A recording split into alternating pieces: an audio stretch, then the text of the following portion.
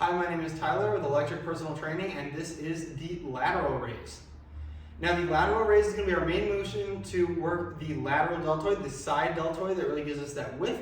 So it's going to be very important to include somewhere in your program. Now, this is a very simple motion. However, we're going to go over a few options you have to mix it up because this is really the only exercise we're going to be programming specifically for the lateral deltoid.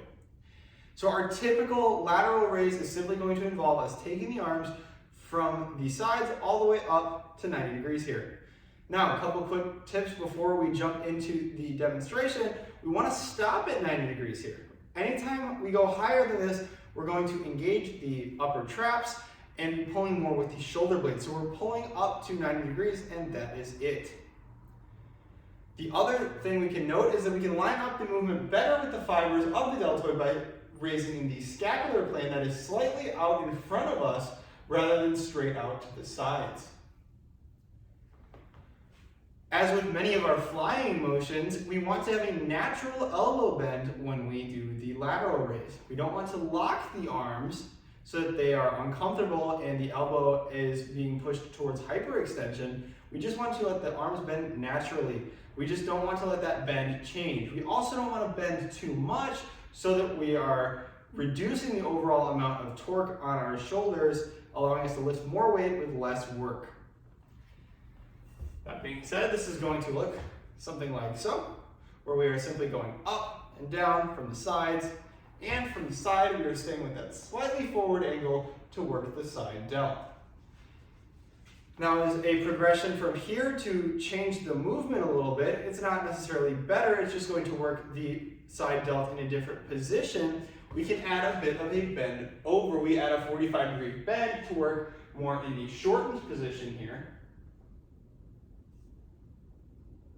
doing the same motion.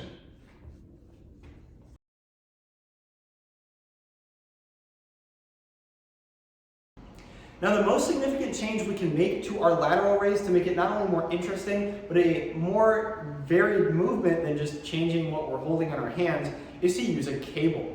Now, the reason for this is we're going to set the cable at hand height, so it is going to completely flip the resistance curve of the exercise. Now, typically when we're doing a gravity-based resistance system for our lateral raises, we're going to have peak tension when our arm is out here and gravity is perpendicular straight down to our hand. When we're using the cable, it's going to be perpendicular to our hand at the bottom, giving us the most tension there, and also not decreasing significantly as we raise up because the cable is going to follow us, and while that angle won't be exactly 90, it'll be pretty close compared to gravity, causing us to completely lose tension in the lateral deltoids at the bottom of the movement because we are parallel with the force. Now we're going to go ahead and take our cable set at hand height here, and we are going to do our side raise the same way we would, getting a little extra stretch on the side delt by coming all the way across. I highly recommend taking a step out so you can get this stretch and get through a full range of motion.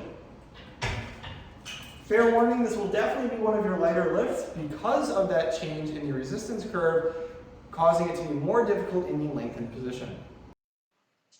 And that's about going to wrap it up for this one. Thank you so much for watching. If you like this content and want to see more fitness content from EPT, go ahead and subscribe here for more videos, as well as on Facebook and Instagram at EPT Evanston. And if you haven't already, check out our free fitness tracking app on the App Store for free, available now.